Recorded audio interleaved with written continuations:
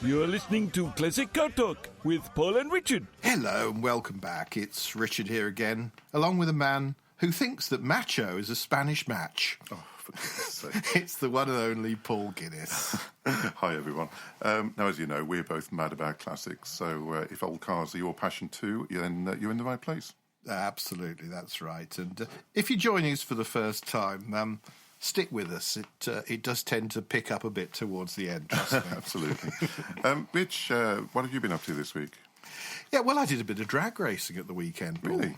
How did that go? Yeah, well, I was way out in front, and well then my stiletto heel snapped. Oh, for goodness sake. I keep telling you, though, you're a bit too old for that Danny LaRue tribute act, you know. Oh, I've got my fans. What, both of them? Oh, dear. OK, let's get straight on with this week's Classic Car News. What have you got for us this week, Paul? I think that's a good idea. OK, Rich, let's start with the All-American Cruise and Jeep Meet, which is taking place at the Ace Cafe in London. That's on Saturday, the 29th of February. Go to acecafe.com for more details. And there's still just time to get yourself over to Stuttgart for the big Retro Classics show over in Germany, of course. And back in the UK, we have the famous Newark Auto Jumble kicking off on Sunday, the 1st of March. And that's followed by Hot Rods at the Ace on the Wednesday. And Classic Minis at the Ace on Thursday the 5th. Oh, yeah, always plenty going on at the Ace, isn't there, Yeah, Paul? there is. It's fantastic. It's definitely worth a trip down there. Yeah. On Sunday the 8th, meanwhile, at the Three County Showground in Malvern in Worcestershire, there's the ever-popular classic car and bike jumble. Mm-hmm. That's always worth a visit as well. So if you want to bargain, go to classicshows.org for more about that one. And, of course, if you have an event that's happening, then feel free to let everyone know about it by posting details on our Facebook page. That's at Classic Car Talk. Lovely. Can I slot in a news item as the time, Paul? I think there's room for that. Lovely. Well, lovely story came to my attention last week. No, this week, in fact, it was concerning 94-year-old Don Hayter. Wonderful yes. Don, 94. The designer, I suppose best known for his involvement with the MGB that he launched in 62. Of course. Don had been at MG for 6 years by then. He joined the firm as chief body draftsman. Before that, he was at Aston Martin in Newport Pagnell. These days, Don... He lives in a care home in Oxfordshire, and a little while ago the MG Car Club decided to pay tribute to the great man, and they arrived in a selection of MGBs, and the care home, they helped with the arrangements, and dear old Don, he managed to spend what I believe was an enjoyable couple of hours chatting with all the MG Car Club members about his time at MG. Oh, that's wonderful. I mean, that must have really made his day. You've met Don a few times, haven't you, Rich? Yeah, I have. He's a lovely chap and absolutely fascinating to talk to. Absolutely, I'm sure. Yeah. Now, all right, Paul, I admit it, I'm confused. You're confused. Well, that's not like you, so come on, what's happening? It's the replica car thing. Okay. I hope this isn't going to be a rant, or... No, let me say that a different way. I hope this is going to be a rant. By replica... Should we turn the mic down now?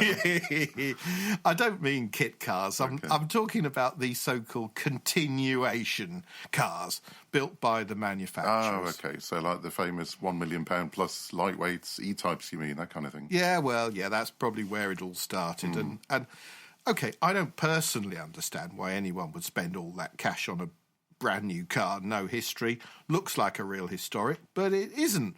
But I'm all for people buying them. It's their money. That's what they want to do. After all, they only did make 6 replica E-types, I believe. That's all they did, so they've got the buyers for them. Yeah, but they call them continuations these days, not replicas, Rich. Yeah, I'm sure they do call them that if they're £1 million. But so these replicas... Since they don't comply with modern regulations, I don't think they can be driven on the road, and they're not historic, so they can't be raced in many places. Yeah, they're nice to look at, of course, but then so's the real thing. So no, I'm confused about how not just those half dozen, but how it's really taken off now. I mean, Jaguars, they're following up with 25 D-type replicas. Yeah, I think so. And then I think they're doing 9 XKSS models. And before you get the old checkbook out, Paul, you should know that Aston Martin, they're selling replicas of the DB4 GT. Yeah. Mm-hmm. And now Bentley, they've jumped in with replicas of the Blower, which was a car that they never built in the first place. I mean, it was built by Tim Birkin. It was financed by his friend Dorothy Paget. So if I'm going to come over all anorak like you for a minute...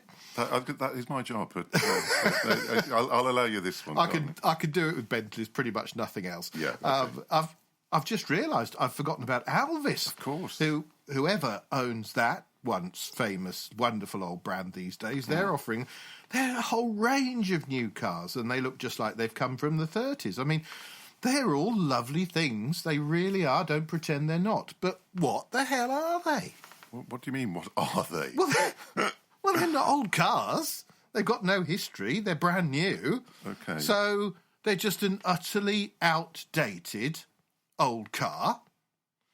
No stereo, no aircon, no ABS. Yes, they cost more than most new cars. So... who buys them? Somebody who likes old cars. Well, I assume so. Yeah, they must do. Yeah, but if they like old cars, why don't they buy an old car? Well, true. I mean, I guess you could argue that a genuine historic car that's undergone a 100-point concours restoration, I mean, that may have a fair amount of it rebuilt or replaced. But, you know, the motor, the transmission, the chassis, the steering, the axles, maybe the body, they're all... original, restored, even if the trim, the paint and so on are obviously renewed. It's a restored antique. It's got 50, 60, 70 years of history to enjoy. Well, that's true, Rich, but we're not talking about a replica built in someone's shed, are we? We're talking about continuations by the original manufacturer. Well, are we? Are we? This is the point. Is the group of people, Paul, currently at Aston Martin in Gaydon, has that got anything at all to do with Astons of the 60s? Of course it hasn't. What about Bentley? Or probably I should more accurately call them VW Audi. Let's face it, W.O. Bentley folded in 1930. Rolls-Royce did that terrible shady deal to acquire the assets. So even in 1931, the cars weren't continuation cars. They certainly got nothing to do with W.O. Bentley or Tim Birkin 90 years later. And... all right, Jaguar. Are they built in the original factory? No. Are they built by the original craftsman? No.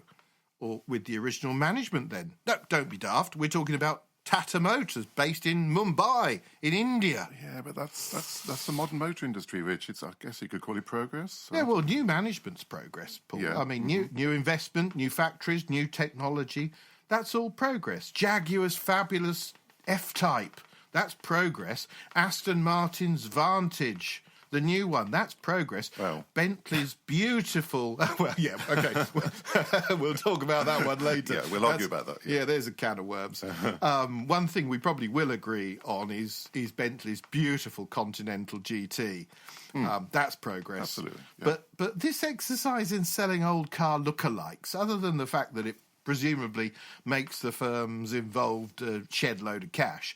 That serves no purpose. Okay, well, I think maybe calm down a little bit first of all, and maybe have one of your tablets, Rich. Perhaps a little lie down for a minute. It did turn into a bit of a rant, didn't it? But tell listeners, if you think Rich is talking nonsense as usual, or if for once you think he's stumbled across a bit of common sense, then let us know, again, via our Facebook page.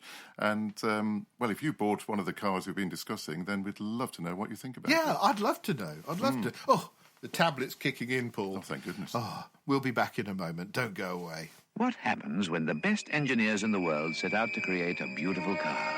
You get beauty with brains behind it. You get two different body shapes. A true four-door saloon and a two-door coupe. And they are beautiful. Two different body shapes, each with 3 power options. A 1.3-litre, 1.8, and 1.8 TC. Two different body shapes, each with 3 trim options. Deluxe, Super Deluxe, and TC. And they are all beautiful. When British Leyland set out to create a beautiful car, you get 10 cars called the Morris Marina. Beauty with brains behind. Welcome back. Oh, that was the Marina. How did that get in there? I can't imagine. Anyway, now it's time for our... I can imagine. Yeah, OK. Snuck it in. Time now for our regular Market Watch section, isn't it, Rich? So what's happening this week? Well, this week we're off to H&H's classic sale at Duxford. That's on the 18th of March. And one car that absolutely jumps out at me from the catalogue is a very rare and lovely MG. It's the X-Power SV. That's a rare one, isn't it? Oh, yeah. They made 82, I think, if I'm being accurate, before the receivers moved in, shut the place down. That SV, that was real state-of-the-art as a sports car in 2004, can you believe? I mean, it was a muscular-looking motor car, carbon fibre body, big Ford V8 up the front. It was the car that the factory... They said at the time they thought it would allow MG to compete with Porsche. That was optimistic, wasn't it? Yeah, it was a little bit compete with Porsche. But what's even more remarkable about the car being sold by H&H is that it's unregistered. It's a car that you probably remember, Paul. It's the one on display, or has been on display, at the British Motor Museum in Gaydon. Oh, that actual car. So it's never been used, never been on the road? No, it's the actual car. So it's a double rarity, really. And it's guided at 45,000 to 55,000, so that's around $60,000-$70,000. Doesn't seem out of the question to me. Effectively a brand new example, isn't it? Yeah, wonderful. And anything else taking your eye? Well, yeah. There's one more I saw is well, you know, I'm a big pre-war Lagonda fan. Yeah. My eyes. Well, you remember them new, don't you? I did drive in a Lagonda into the factory at Aston Martin and saw Victor Gauntlet. Did you? And he just looked it up and down. Of course, he was a great Lagonda fan as well, pre-war. But he said, yeah, nice motor car. About time you bought a new one, Richard. And did you? I did, actually. Yeah. But I kept the old one. Of course, you deal with the pre-war ones. Oh, I love them, And so my eyes lit up at one that I never had. It's the W.O. Bentley masterpiece. It's the 1939 Lagonda drop head coupe. Bentley, but you just said Lagonda. Yeah, it's the V12, Paul. Oh, sorry. Yeah. The one designed by W.O. Bentley. That was after he left Rolls-Royce, wasn't it? Well, you're back in the room. Absolutely. Welcome back. Yes. I'm catching up. It was the most technologically, I suppose you'd say, if I'm going to have a run and a jump at that word, it's the most technologically advanced motor car that came out of Britain, really, up to that time. The auctioneers say that this particular car is quite possibly the finest example on the market today. Wow, that's going to be a real jewel in someone's collection, isn't it? Oh, yeah, it's got the lot. It's got style, it's got class, it's got pedigree, it's got smooth power. And a hefty price tag, I would imagine. Well, yeah. I mean, H&H, they're hoping to see £400,000 for the car. Wow. I can call it $500,000. And that's a hefty chunk of change. Judged against Bentley's earlier cars, though, it looks like a bargain. Well, I guess you could put it like that. And, it's a car that attracted a lot of celebrities in its day, of course. Oh, it certainly did. Oh, yeah, that reminds me, Paul. You've played a few celebrity car ads recently. I have, and you mentioned the Two Ronnies. You remember those lovely old adverts featuring the Two Ronnies? Oh, crikey, yeah, I do. We need to find one. Yeah, you said that before, but no sooner said than done, dear Really? boy. Yeah, we'll be back in a moment. Don't go away. Want some wheels, John? Certainly, sir. What about a Mini? Not very comfy, are they? Have you driven a Mini lately, sir? Not a lot, no. I've been in Nicaragua, you know what I mean? Then you'll hardly recognize the Austin Morris range. The Mini Clubman, for example, has deep, comfortable reclining seats, carpet wall-to-wall, and tinted glass as standard. Care for a trial? Trial? The Allegro, very economical, shown by AA's Drive magazine to be one of the cheapest cars to run on four wheels. It would need to be, wouldn't it, with petrol for 5 and a tenner a gallon? You have been away a long time, sir. Do you like it inside? Didn't say I've been inside, you know? Or the Marina, aerodynamic spoiler, new overhead cam engine, and luxurious new interior. Just the thing for a long stretch. Stretch? Long legs in the back. Well, not in your case. Bags of room for a family car. Take this Maxi. You get 5 years. 5 gears. Versatile as ever. Put all the seats back and you lie down. Sideways, I should think. How about a Princess? All the